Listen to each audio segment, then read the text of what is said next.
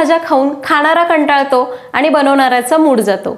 पण आपण त्याच भाज्या वेगवेगळ्या पद्धतीने बनवल्या, नाविन्यपूर्ण बनवल्या तर खाणाऱ्याला तर कळतही नाही, अगदी आवडीने खातो आणि बनवणारा तृप्त होतो। आपल्या या रोजच्या जेवणाच्या थाळी सिरीजमध्ये आपण त्याच भाज्या वेगवेगळ्या पद्धतीने कशा बनवायच्या, वेगवेगळे थाळी कॉम्बिनेशन कसे बनवायचे ते बघत आहोत। तुम्हाला जर घरातल्यांसाठी स्वयंपाक बनवायचा आहे किंवा तुमची मेस असेल तर तुम्हाला ही सिरीज उपयुक्त ठरणार आहे, त्यामुळे व्हिडिओला लाईक करायला अजिबात विसरू नका। नमस्कार, सरिताज किचन मध्ये आज आपण रोजच्या जेवणाची अजून एक थाळी बनवतोय। आजची थाळी अगदी साधी सोपी आहे, जी तुम्ही रोजच्या जेवणामध्ये कधीही बनवू शकता आणि सगळे पदार्थ अगदी पटकन तयार होणारे आहेत। इथे मी 3 ते 4 लोकांचं प्रमाण सांगितलंय, पटकन सुरुवात करूयात।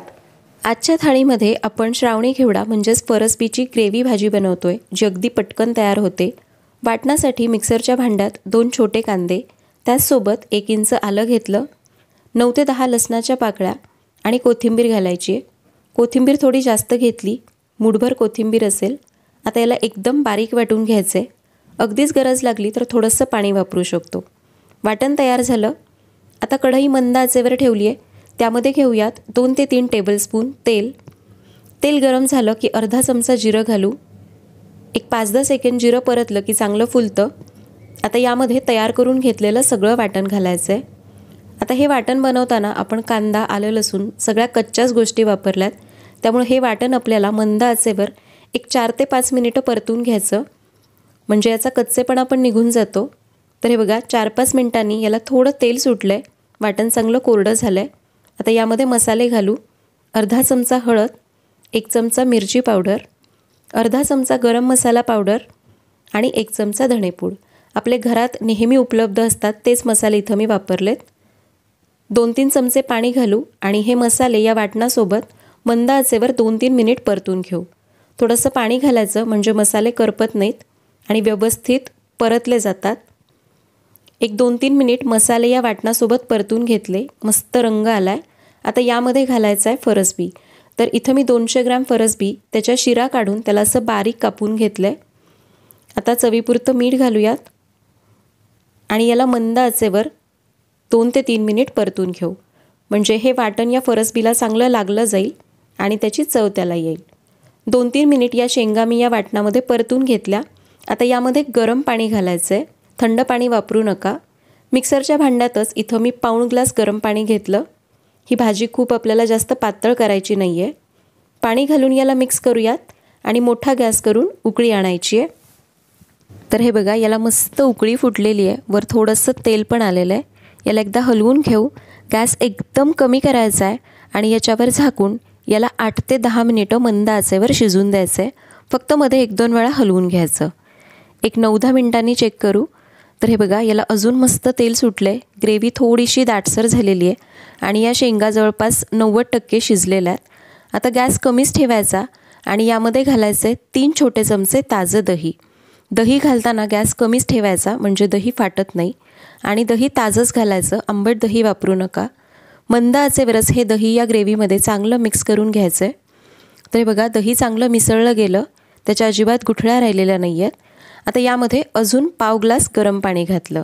तर ग्रेव्ही तुम्हाला जशी घट्ट पातळ हवी त्याप्रमाणे पाणी कमी जास्त करू शकता, पण ही ग्रेव्ही खूप जास्त पातळ पण ठेवू नका, घट्ट थोडी छान लागेल। आता याला मी हलवून घेतलं, याला परत चांगली उकळी आलेली आहे बघा। आता गॅस कमी करायचा, याला एकदा हलवून घेऊ आणि मंद आचेवर झाकण न ठेवता पुन्हा 1-2 मिनिटं असंच उकळत ठेवायचं। 1-2 मिनिटं झाकण न ठेवता उकळल्यामुळं याला मस्त तेल सुटलेलं आहे, तर्री आलेली आहे, रंग पण छान आलाय। कुठल्याही करीला झाकण न ठेवता शेवटी असं थोडा वेळ उकळत ठेवलं की तर्री छान येते। शेंग पण बघा आपली संपूर्ण शिजलेली आहे। तर आपण वाटणात भरपूर कोथिंबीर घातली होती म्हणून मी वरून आता कोथिंबीर वापरत नाही आहे। गॅस बंद करूयात। तयार झाली फरसबीची ग्रेव्ही। आता आपण कोबीची कोशिंबीर बनवतोय, त्यासाठी इथं मी वाटीभर कोबी घेतलाय, एकदम बारीक कापून घेतला। यामध्ये अर्धा चमचा साखर, चवीपुरतं मीठ आणि 2 छोटे चमचे भाजलेल्या दाण्याचा कूट घालायचा आहे। कूट थोडासा जाडसरच घ्यायचा। आता यामध्ये लिंबाचा रस घालू, साधारण 1 छोटा चमचा लिंबाचा रस असेल। याला आता मिक्स करून घेऊयात, म्हणजे साखर याच्यामध्ये चांगली विरघळली जाईल। मिक्स करून घेतलं। आता याची फोडणी करायची आहे। त्यासाठी एका तडका पॅनमध्ये चमचाभर तेल घेतलं, त्यामध्ये पाव चमचा मोहरी, हिरव्या मिरचीचे तुकडे आणि थोडासा कढीपत्ता घालू आणि त्यानंतर 2-3 चिमूट हिंग घातला। आता ही फोडणी गरम गरम असतानाच ओतायची नाही, गरम गरम फोडणी ओतली तर कोबी मऊ पडतो। कोमट झाली की मग ही फोडणी कोबीवर घातली, त्यामुळे काय होतं, कोबीचा क्रंचीनेस तसाच राहतो। फोडणी मिक्स करून घेऊयात। आता याला झाकून एक 15-20 मिनिटं फ्रीजमध्ये ठेवू। आता थंडी संपलेली आहे, उन्हाळा चालू झाला आहे, त्यामुळे मग कोशिंबीर अशी थोडा वेळ फ्रीजमध्ये ठेवली की खायला छान लागते। आता कोशिंबीर ठेवून दिली। आज आपण बनवतोय बेसनाचं धिरडं।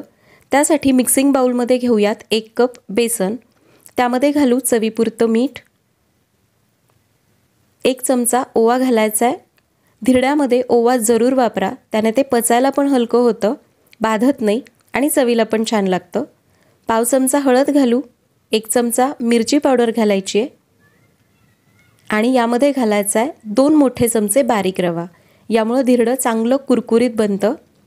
आता कोरडं असतानाच हे सगळे जिन्नस मिक्स करून घेऊ, म्हणजे मसाले बेसनामध्ये चांगले मिसळले जातील।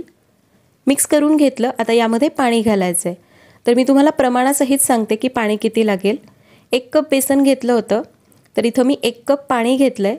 त्यातलं अर्धाच कप पाणी सुरुवातीला घालू, म्हणजे मग गुठळ्या व्यवस्थित मोडता येतात। लगेच सगळं पाणी घातलं तर गुठळ्या मोडायला अवघड पडतं। तर हे बघा, याच्यातल्या सगळ्या गुठळ्या मी मोडून घेतल्या। आता उरलेलं सगळं पाणी घातलं, तर आत्तापर्यंत मी इथं 1 कप पाणी घातलेलं आहे। आता याला पुन्हा चांगलं मिक्स करून घ्यायचं आहे। धिरड्याचं पीठ जितकं जास्त पातळ असेल तेवढी धिरडी छान कुरकुरीत होतात। तर याला आता मिक्स करून घेतलं। यामध्ये आपण रवा वापरला आहे, त्यामुळे एक 15-20 मिनिटं आपण याला भिजत ठेवूयात, म्हणजे रवा चांगला भिजला जाईल आणि धिरडी छान होतील। 15-20 मिनिटांनी चेक करू। धिरड्याचं पीठ भिजत होतं तोवर मी चपात्या बनवून घेतल्या। तर हे बघा, पीठ चांगलं भिजलेलं आहे। यामध्ये रवा घातला आहे, तो आता चांगला भिजला गेला आहे, त्यामुळे पीठ थोडंसं घट्ट वाटतंय पहिल्यापेक्षा। आता यामध्ये घालायची भरपूर अशी बारीक चिरलेली कोथिंबीर। धिरड्याला जेवढी कोथिंबीर जास्त तेवढी चव छान येते। इथं मी जवळपास अर्धी वाटी बारीक चिरलेली कोथिंबीर घातली। आता याला अजून थोडंसं पातळ करून घ्यायचं आहे, म्हणजे धिरडी चांगली पातळ पसरली जातील। मी अजून पाव कप आणि वर थोडं पाणी घातलं। इतपत पातळ बॅटर झालंय, धिरडी बनवायला घेऊ। आता ज्या तव्यावर मी चपात्या बनवल्या होत्या तोच तवा इथं मी धिरड्याला वापरतेय। हा लोखंडी तवा आहे। तवा मध्यम गरम झाला की त्यामध्ये 2 चमचे तेल घालू। पहिल्या धिरड्याला तेल थोडं जास्त वापरावं लागतं। आता गॅस मध्यम ठेवून धिरडं पसरवून घ्यायचं आहे। पळीने आपण बॅटर सोडलं की मनाने त्याला जाळी पडते, ते मनाने पसरलं जातं। म्हणूनच आपल्याला बॅटर खूप घट्ट ठेवायचं नाही, थोडं पातळच ठेवायचं। आता गॅस मी मध्यम ठेवलाय। मिनिटभराने बघा, वरची बाजू सुकलेली आहे, कडा पण सुकल्या की मग थोडंसं तेल कडेने सोडून घ्यायचं। आता गॅस कमी किंवा मध्यम ठेवायचा आणि एक बाजू आपल्याला शेकून घ्यायची आहे। तर गॅसची फ्लेम कडेपर्यंत जात नसेल तर तवा असा आपल्याला सगळीकडे फिरवत फिरवत एक बाजू शेकून घ्यायची। साधारण एक 2-3 मिनिटांनी बघा, याच्या कडा अशा मनाने मोकळ्या होतात आणि धिरडं खालच्या बाजूने थोडासा रंग बदलतं। आता याला उलटून घेऊयात। आता गॅस कमीच ठेवून दुसरी बाजू पण शेकून घेऊ। दुसरी बाजू शेकायला फार वेळ लागत नाही, अगदी अर्ध्या 1 मिनिटामध्ये शेकून होते। अर्ध्या 1 मिनिटांनी चेक करू। जर तुम्हाला वाटलं कुठे धिरडं कच्चं आहे तर तेवढाच भाग उलथाण्याने अलगद दाबून शेकून घ्या। तर दोन्ही बाजूने धिरडं शेकून घेतलंय। मस्त जाळीदार कुरकुरीत बेसनाचं धिरडं तयार झालं। तर आपण कोशिंबीर फ्रीजमध्ये ठेवली होती, ती मी बाहेर काढलेली आहे। मस्त थंडगार खमंग अशी कोबीची कोशिंबीर, त्यासोबत वरण भात, वर साजूक तूप, कुरकुरीत असं बेसनाचं धिरडं आणि त्यासोबत मस्त चमचमीत पटकन तयार होणारी फरसबी किंवा श्रावणी घेवड्याची ग्रेव्ही भाजी आणि सोबत आवडीप्रमाणे भाकरी किंवा चपाती। मस्त बेत तयार झाला। अगदी अर्ध्या ते पाऊण तासात आपण ही थाळी तयार करू शकतो। तर अशी होती आजची ही रोजच्या जेवणाची साधी थाळी। आपण फरसबीची किंवा श्रावणी घेवड्याची भाजी नेहमी सुकी बनवतो, म्हणजे कांदा टोमॅटो आणि काहीतरी थोडंसं वाटण घालून बनवतो।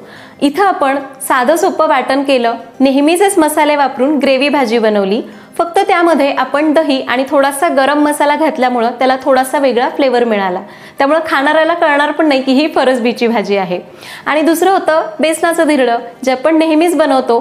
त्याला तिखट मीठ पाणी याशिवाय फारसं काही लागत नाही, फक्त ते छान कुरकुरीत व्हावं, जाळीदार व्हावं म्हणून आपण त्याच्यामध्ये थोडासा रवा वापरला। आणि बाकीचा मेनू तर तुम्ही बघितलाच। तर अशी होती ही साधी थाळी। तुम्हाला जर आवडली असेल तर व्हिडिओला लाईक करा, शेअर करा, पुन्हा भेटूया तशाच एका नवीन व्हिडिओमध्ये. तोपर्यंत नमस्कार.